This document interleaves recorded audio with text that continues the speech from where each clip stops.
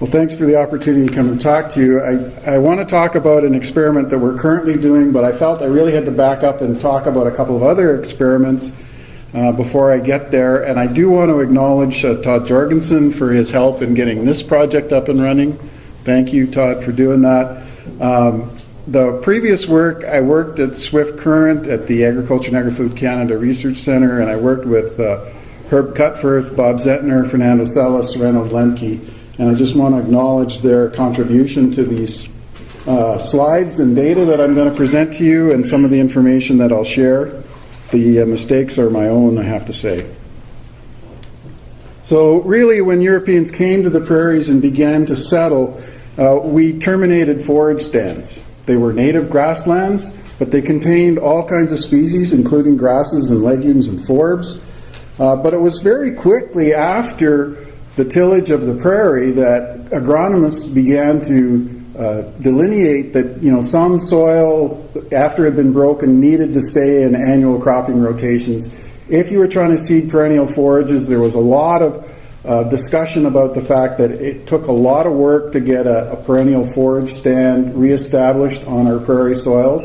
And in fact, by the 1930s, agronomists at Swift Current said, you shouldn't even think about putting in a forage stand unless you're planning to keep it for 10 years or more.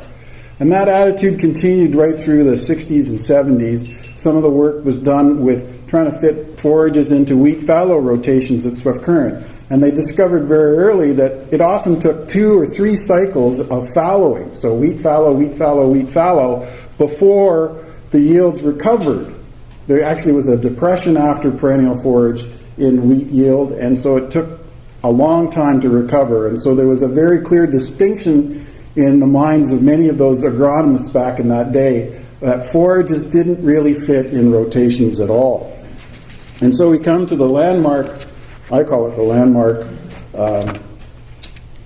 publication by Con Campbell from 1990, where he reviewed all of that early crop rotation research. And many of the research stations that Agriculture Canada ran had long-term crop rotation studies.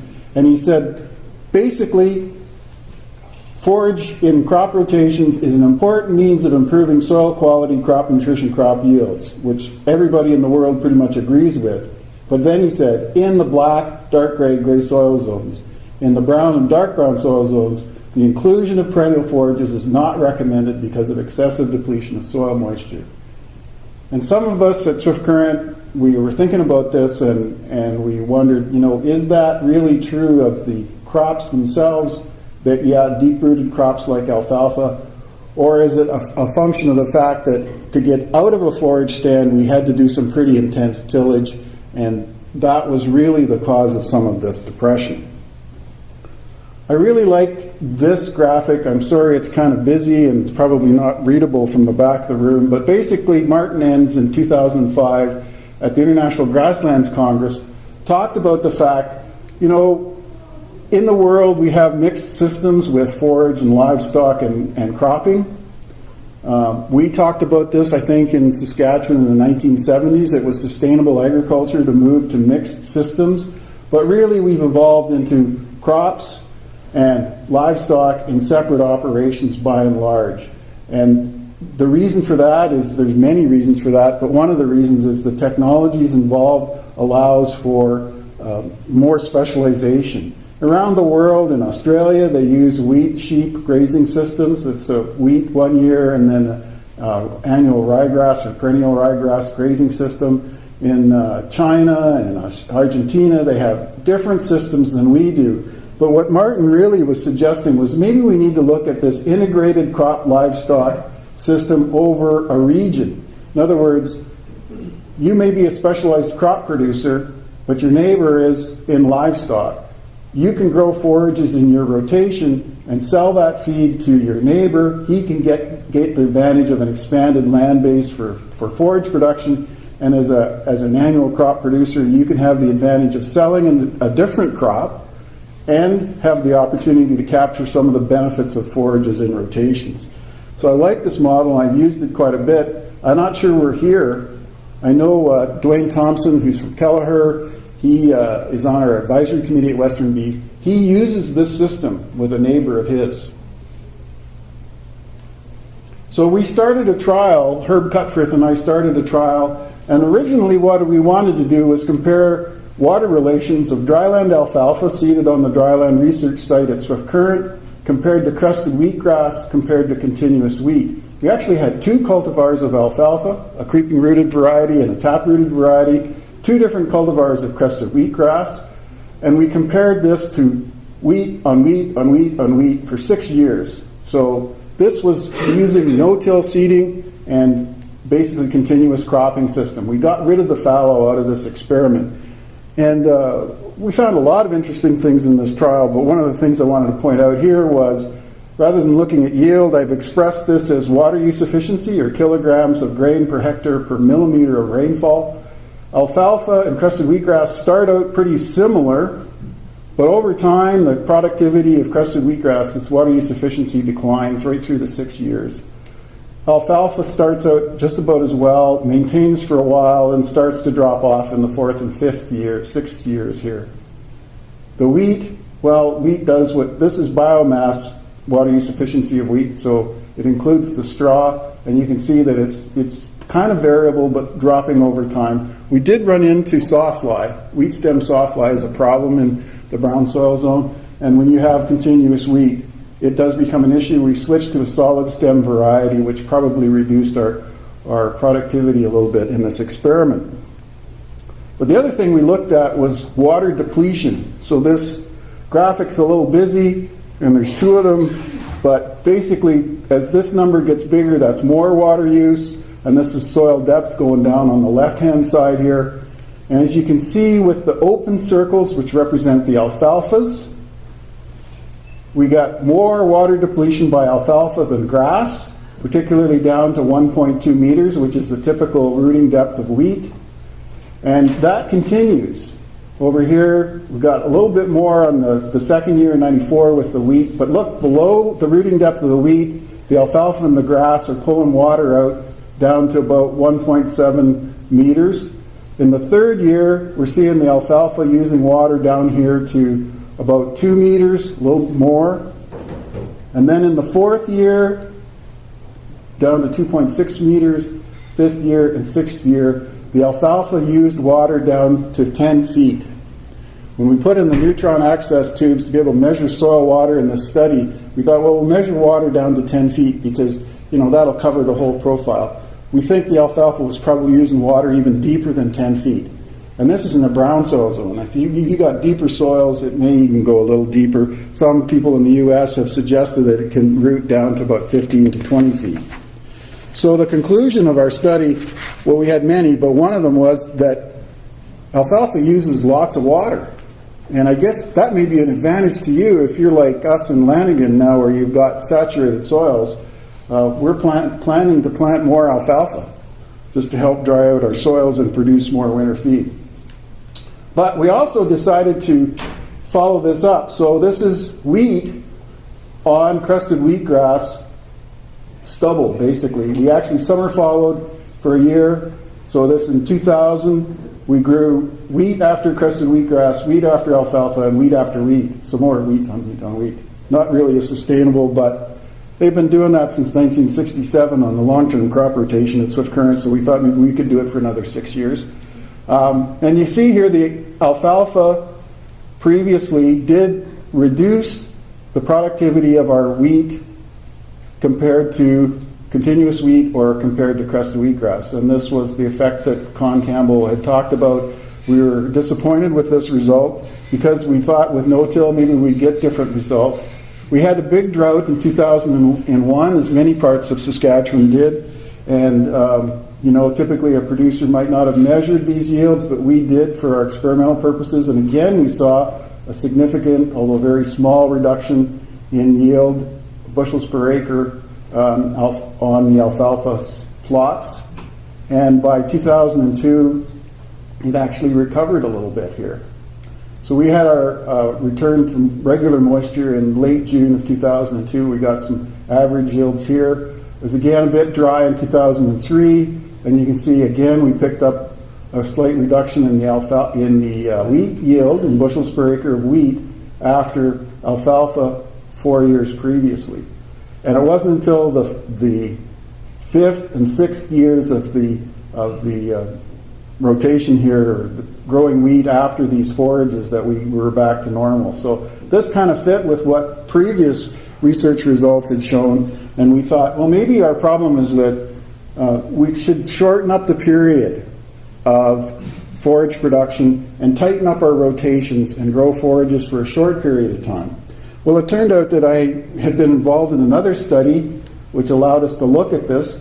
We had, under another project, looked at establishment of Dehurian wild rye, slender wheatgrass, and intermediate wheatgrass, which are three species that had been developed for, well, slender wheatgrass is native, Dehurian was introduced as a short-lived mixture-type species.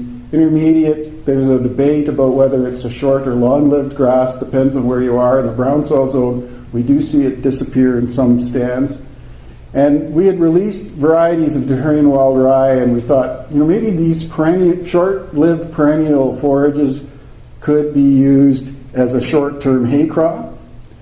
And we thought maybe we could mix them with a short-lived alfalfa like nitro. Nitro is an annual alfalfa grown for green manure in Minnesota. It's very high nitrogen fixation rate, and it was popular for the 1990s. I don't think it's quite as widely used now. Beavers are long-term standard alfalfa, taprooted variety, and of course we had none for control. And what we did was we used peas, canola, and ryegrass as companion crops. And the reason for that is that canola and peas were pretty new in swift current at that time, and there had been some suggestion in American work that you could use annual ryegrass as a companion crop. I personally think that in the brown soil zone you don't want to grow anything as a companion crop, but I never win that argument. So we seeded trials for 3 years, 98 through 2000, at swift current in the brown soil zone, Saskatoon in the dark brown, and Nipawin in the black. And we harvested forage yield, we looked at seedling counts, and we did a whole bunch of work to show that forages established really nice with no companion crop. You can see the rows pretty nice in that stubble field there. There's the canola companion crop and the alfalfa grass row in the middle there. That's something that we did for our study that you probably wouldn't do. We did separate the seeding operations to give the forages some space. You can see that the canola is bolting and pretty competitive. The peas, semi-leafless variety, pretty competitive with the forage seedlings. And the annual ryegrass, not as competitive, but really productive. I like that grass. I wish we could use more of it. But what we found was, in the end, of this first part of the study was that in Nipawin, where you have high productivity, all three companion crops did reduce the seedling counts per square foot significantly, but really relatively a small amount in terms of the impact on forage yield over here. Where at swift current, we didn't see a huge decrease in the seedling counts, but we had a huge effect on subsequent forage production. And so as a result of this study, I just reinforced the recommendation, and I think it's in the provincial guide now, that in the brown soil zone, companion crops for perennial forages should be avoided because of the competition for light and water. How heavy were you putting the companion crop in? Like a bushel an acre, or?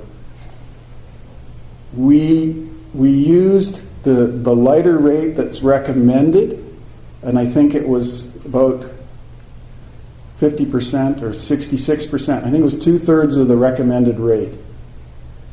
So obviously they're different, right, for the peas and the canola. We didn't really know about the canola because it was pretty new, but I think that's where we were working on, about 2/3 of the recommended rate. Okay.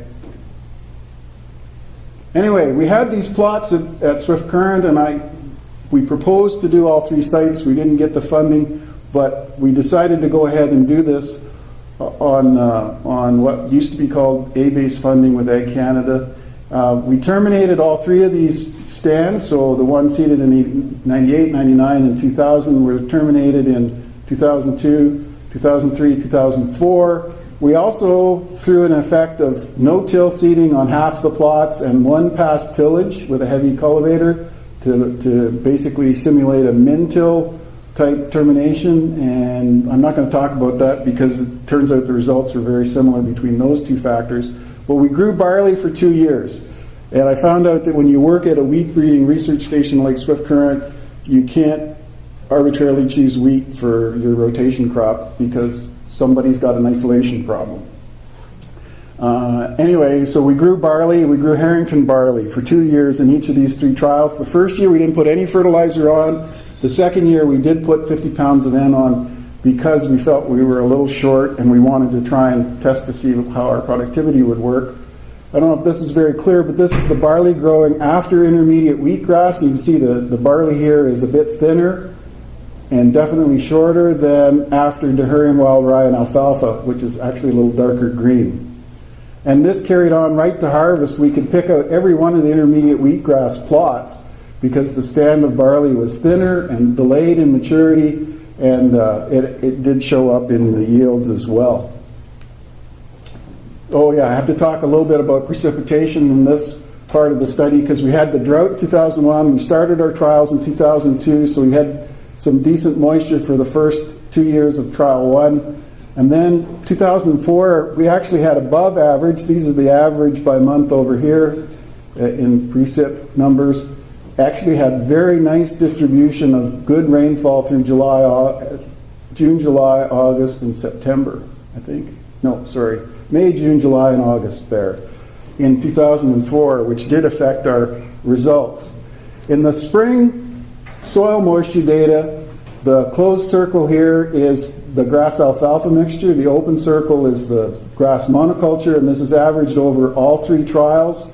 Consistently, the grass alfalfa soil moisture was lower as you go down these depths here. Now, I had to get down to the deepest depth, the 60 to 90 centimeters or down the 3-foot depth to really see it significantly, but a trend is there in the spring. And then by the fall, so after the barley crop of the first year, a similar effect, and we're seeing significant differences down here at the 30 to 60 and the 60 to 90 centimeter depths. And then in the fall of the second year, they're basically the soil's dried out, and you still see a numeric effect of the grass alfalfa mixture having depleted the soil moisture lower than the grass monoculture. One of the interesting results, I think, was the trial 2 results. So this is spring of 2003 out here. You see it's good soil moisture at first, second, and third depth.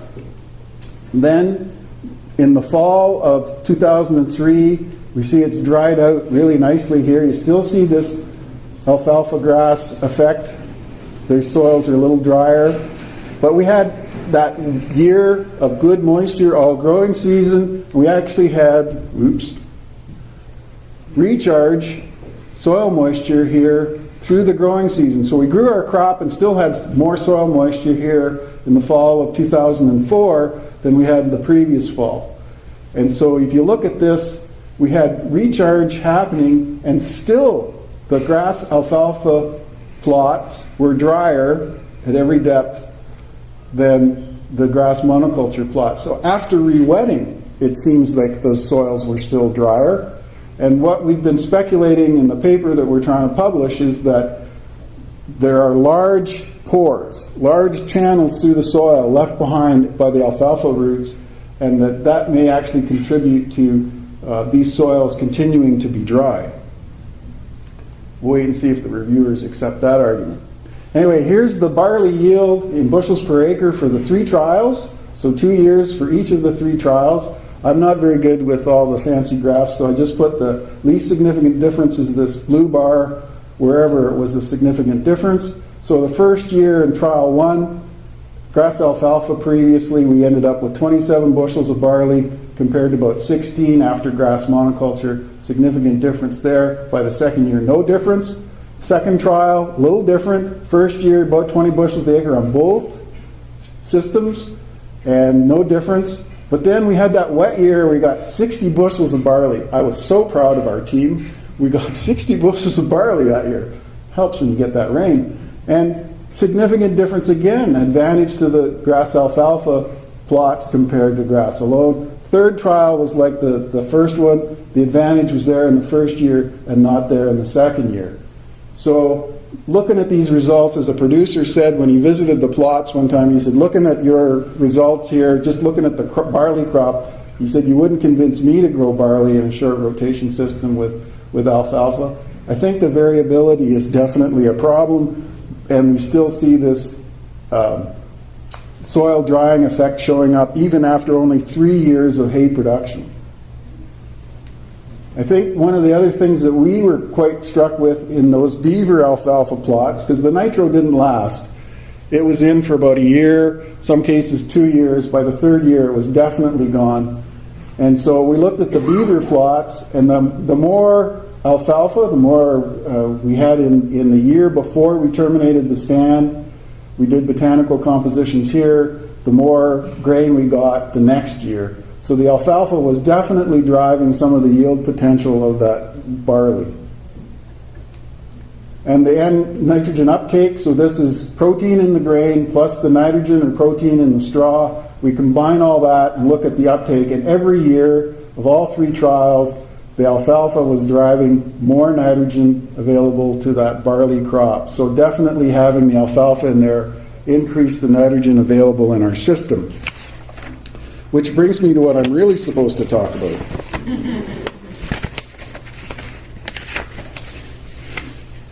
I should just mention one issue we do see at Swift Current is you do get these escapes, and maybe we need a little bit better chemistry. That we used straight glyphosate, and we probably should have used some other tank mixes. I'll just skip over that slide because that's all the things I've talked about. So we get to the short rotation forage legumes, and I probably have, how much time do I have left? 10. Okay, good. I think I've got enough time to cover this. I moved to Western beef from Agriculture Canada back in 07, and we talked about trying to do some more work on short rotation legumes and take the grass out of the system and focus on short periods. So we finally got a project going with Swift Current in the brown soil zone, and our collaborators there are the Wheatland Conservation Area, Saskatoon with Dr. Bruce Kuhlman, who's using the Agriculture Canada site there, but now he's with the University of Saskatchewan, and Lanigan and Melford with the Northeast Ag Research Foundation there. And we were looking at 4 rotations. We're not done yet. Here they are. So we have 2 years of alfalfa in rotation 1, followed by wheat and canola. So we did the wheat in 2012. Whereas rotation 2 was 2 years of red clover, wheat and canola. Then rotation 3, we had barley pea, which gives us 1 year of an annual legume, and then wheat canola. And then our control rotation, barley flax. So neither one of these is a legume, obviously, and wheat canola. And you see the varieties there. What we did with the rotation 4 plots is we split them into subplots, which is a big hassle for the collaborators, but we put a variable rate of nitrogen, 0, 40, 80, 120, and 160 kilograms per hectare on the subplot. And on this plot here of wheat, we'll do that again next year with canola. And that allows us to calculate a thing called the fertilizer equivalency of nitrogen from extrapolating from these plots where we put 0 nitrogen on. And so here we are. This is the PAMI plot drill. It's a 10-foot wide drill in the spring of 2012. It's got 0-till Flexicoil stealth openers on it. It did in 2010. They've changed them since then. But here's the plot site. And you can see these ephemeral water bodies back here that were supposed to dry up and disappear in 2010. But when you get 43 inches of rainfall in one growing season, they actually got bigger. And our plots, while we got them seeded, we definitely had some issues with saturated soils all summer long, which definitely had an impact on our production at Lanigan. So here's the hay yield results in 2010. So this is seeding year alfalfa hay yield, about 2 1/4 tons to the acre. That's one cut. That's a really nice hay yield. We were really pleased with that. Got a very good catch. We basically pulled the openers out of the ground and just let the air system distribute the alfalfa seed or the red clover seed on the surface of the ground, and then the rain just incorporated them. The red clover wasn't quite as good, but over a ton. And of course, I'll just say, Melfort, similar results, pretty good red clover and alfalfa yields. Saskatoon was the best, over a ton and a half. Swift Current, the alfalfa did well, over a ton, but the red clover did not do as well. In our case, we had these barley plots that were not going to make grain. Our original protocol was for them to be harvested for grain, and we were going to express that, but in looking at these plots, we decided that really what would a producer do? And so we made the decision on a producer would go out and cut green feed, which we did, and we got 2 tons the acre of barley green feed on rotation 3 and 4. At the other locations, they did harvest grain. Melfort got some good yields of barley in both rotations. Obviously, we didn't. Saskatoon struggled. They were very wet in 2010 as well and had issues there with the weather. Swift Current, 40 bushel per acre on barley is actually very good for brown soil zone barley. So this is the 3rd cut of alfalfa at Lanigan in September of 2011. And I tried to capture the red clover on this side. I hope you can see it. They're both very good crops. We took 3 cuttings on both rotations 1 and 2 in the 2011 year, and we had some excellent yields and very, very good quality. The peas, they did okay. It's another semi-leafless variety. I think we had some disease issues. We struggled with weed control. Again, 2011 was another wet year. And I can't show you the flax because it was really embarrassing. So I won't. The 2011 hay yields, again, really nice yields. These are 3 cut systems at Melfort and Lanigan and also Saskatoon. And we're pushing at Melfort and Lanigan here with the alfalfa 4.5 tons of dry matter hay. So really excellent yields. We also looked at forage quality, and I didn't present any of the results, but I can say that the TDN on these systems was about 65 to 70% for the alfalfa, high protein. So really would represent the type of hay. If you were buying it from your neighbor, you'd say, okay, I'm not feeding this to my second trimester, fresh off the pasture cows. I'm going to save it for just prior to calving, maybe for flushing your fresh cows after they've calved. It's a high quality feed that you would probably want to blend off. Again, Swift Current seemed to struggle here a little bit with the red clover, and they got 1 cut, and that's not unusual in the brown soil zone. So the grain yield in 2011, I need to keep moving here because I'm going to get cut off. Melfort, really good flax yields. The peas weren't quite so good. Lanigan, as I said, the peas, they didn't pan out very well for us in the end. They looked okay, but we didn't get the grain yield out of them. The flax was a bit of a write-off. Saskatoon, not bad, but not great. And Swift Current, they did not have a good year there, and that's at the wheatland conservation area where they grow these crops all the time. They had wet conditions that year too. So we grew wheat in 2012. Quickly, what did we find? Melfort, wheat after alfalfa gave the best yields at Melfort. Red clover was second. The pea containing rotation was third. And with 0 nitrogen, it was about 35 bushels of wheat on that Melfort soil. They had really nice soil at Melfort. I'm really impressed with the productivity of that soil. Always have been, but running these trials just reinforces that. Lanigan, we didn't do nearly as well. Kind of wheat and alfalfa and red clover treatments were about the same. Pea and control about the same. Saskatoon, all 3 of these rotations better than the control, and Swift Current the opposite of what we wanted. After alfalfa, wheat after alfalfa here at Swift Current, again we see this yield depression, even though we only had 2 years of alfalfa. And I have to say, Swift Current was really good moisture in spring. After the end of June, they dried out and they were record dry for July, August, September. And so definitely had some issues with trying to capture some of the potential setup of yield from the spring growth.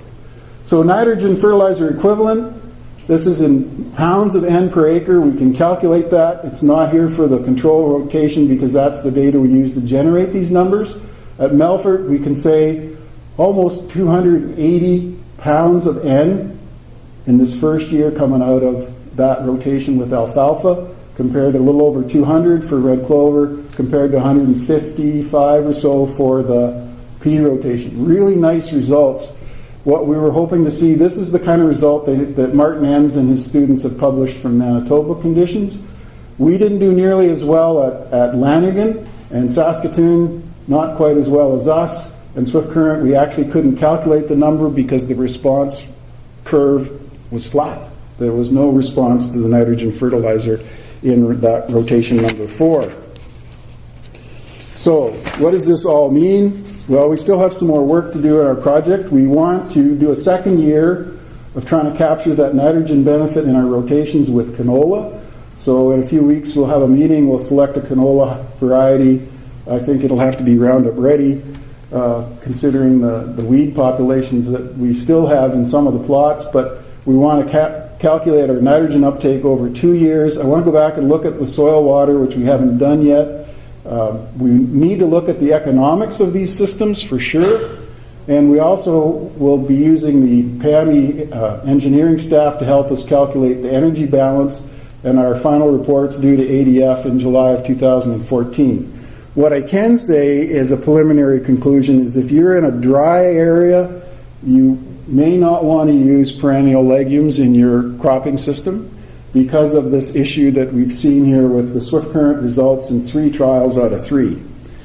But certainly in the parkland, it looks like there's very good potential for nitrogen fixation and capturing that nitrogen benefit in the next crop. And as Dr. Shano will mention to you, like it could be 2 years. That's why we're going for another year. We planned that from the beginning to get to try and find that nitrogen benefit. And I want to acknowledge all our partners and all the people who do the actual work. Appreciate the support from Dr. Shano's lab with his technician, Corey, and all the people who actually did the field work. And with that, I'll stop.